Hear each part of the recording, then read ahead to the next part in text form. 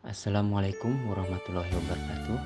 Pada kesempatan kali ini, kami kelompok 2 grup 1 peserta Latsar CPNS golongan 3 angkatan 11 di lingkungan pemerintah kabupaten kota seprovinsi Kalimantan Selatan akan memaparkan tugas kami dengan tema yaitu wajah negeriku saat ini.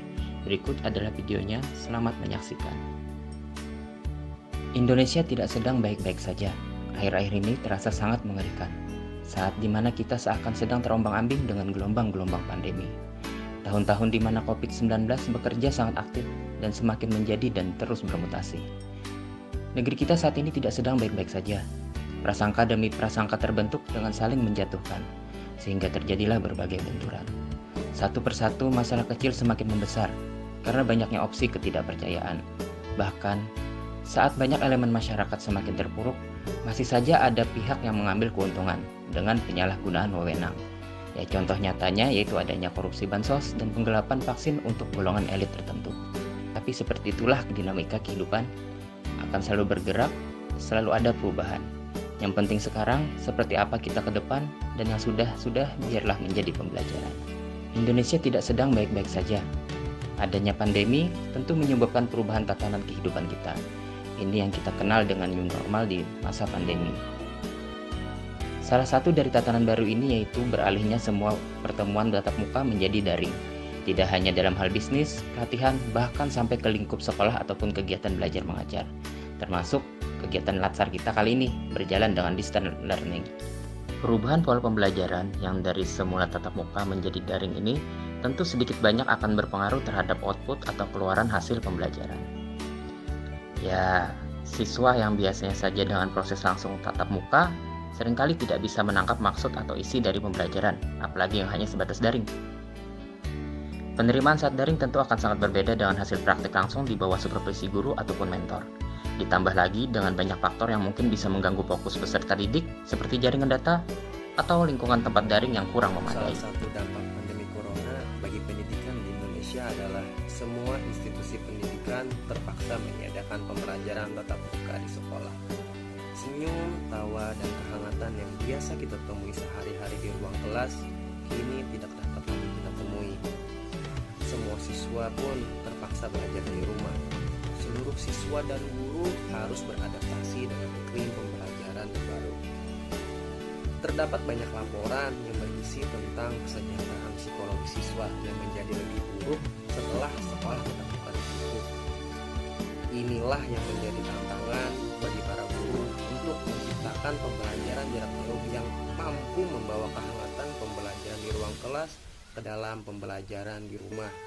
Dari semua dampak negatif corona terhadap pendidikan, tanpa disadari, perlahan sistem pendidikan mulai berbenah dan memacu para guru untuk menciptakan pembelajaran yang menarik meski terhalang ruang dan waktu.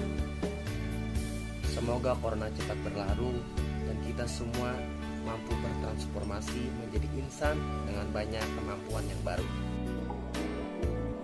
Dunia pendidikan terdampak pandemi. Memutus rantai sebaran corona, sistem pembelajaran jarak jauh PJJ diterapkan 6 bulan terakhir.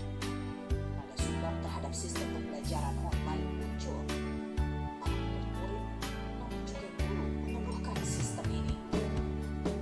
Dengan adanya pembelajaran jarak jauh ini, kualitas pengajaran tentu saja berbeda dengan yang menggunakan alat bantu teknologi. Biasanya belajar menjadi seru di sekolah dengan berbagai cara pengajaran dari guru dan bisa bertemu dengan teman-teman. Kini melihat guru dan teman-teman hanya melalui layar gadget yang terkoneksi. Dari pembelajaran jarak jauh ini, ada juga sisi negatifnya seperti kebutuhan kuota internet, pembelajaran yang kurang efektif. Selain itu, pembelajaran jarak jauh ini juga memiliki sisi positif di mana anak bisa lebih dekat dengan keluarga. Karena dengan pembelajaran jarak jauh ini mengharuskan orang tua menggantikan peran guru di sekolah dalam membimbing anak belajar di rumah. Sisi positif yang dirasakan selama pembelajaran jarak jauh ini bagi guru yaitu diharuskan lebih kreatif lagi dalam melaksanakan proses pembelajaran jarak jauh. Selain itu, Pemerintah juga melakukan berbagai upaya untuk mendukung pembelajaran jarak jauh. Salah satunya adanya bantuan kuota internet gratis oleh Kemendikbud.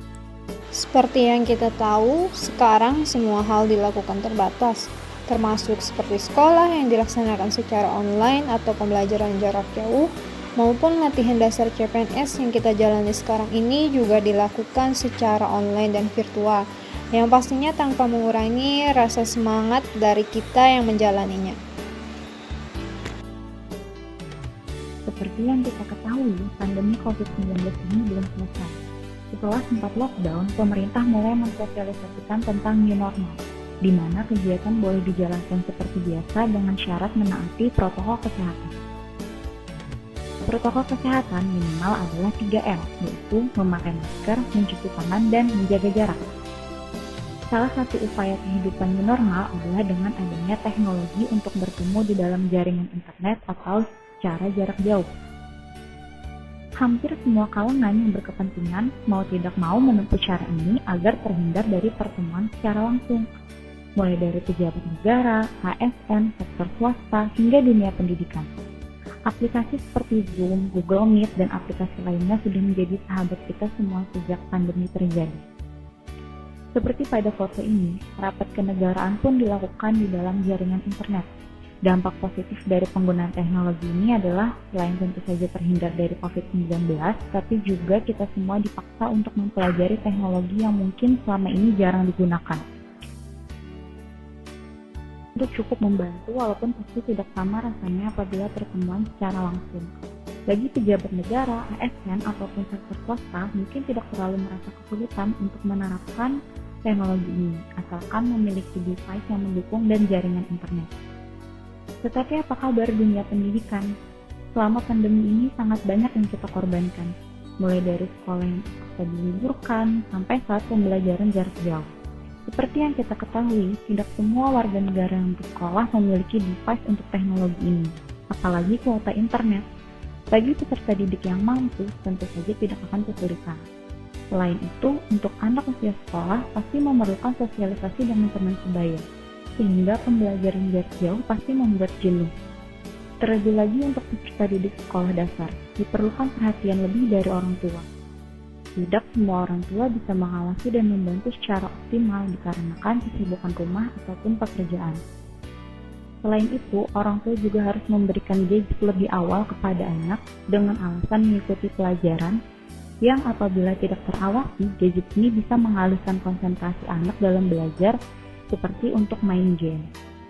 Tapi bukan berarti teknologi ini buruk, tentu saja ini juga baik bagi peserta didik dibandingkan tidak ada kegiatan belajar sama sekali. Tapi pembelajaran pasti juga telah disesuaikan agar tidak memberatkan bagi peserta didik.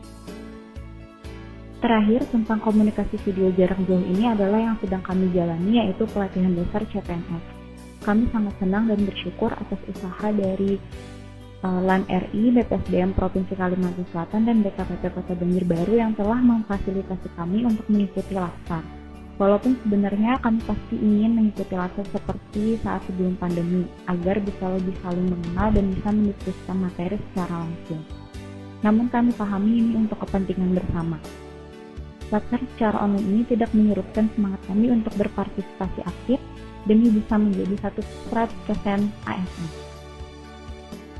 Berdasarkan uraian saya sebelumnya, bisa saya simpulkan bahwa teknologi video komunikasi jarak jauh mempunyai dampak positif dan negatif. Dampak positifnya antara lain, yang pertama terhindar dari COVID-19 karena tidak perlu bertemu secara langsung. Yang kedua, membantu pekerjaan ataupun pembelajaran. Yang ketiga, mengenalkan pada teknologi sehingga pengetahuan kita bertambah. Sedangkan dampak negatifnya, biayanya tidak murah sehingga tidak semua kalangan masyarakat bisa menggunakan. Yang kedua, bahayanya penggunaan teknologi bagi anak-anak apabila tidak diawasi. Nah, yang jadi pertanyaan sekarang, mau sampai kapan kita seperti ini?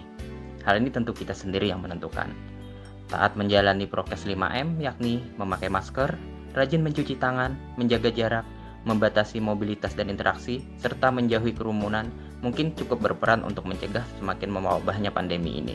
Selain itu juga berperan aktif dalam mengikuti program vaksinasi dari pemerintah, Semoga dengan upaya kita ini pandemi bisa segera berakhir. Demikianlah pemaparan tugas video dengan tema Wajah Negeriku saat ini. Terima kasih telah menyaksikan dan semoga bermanfaat.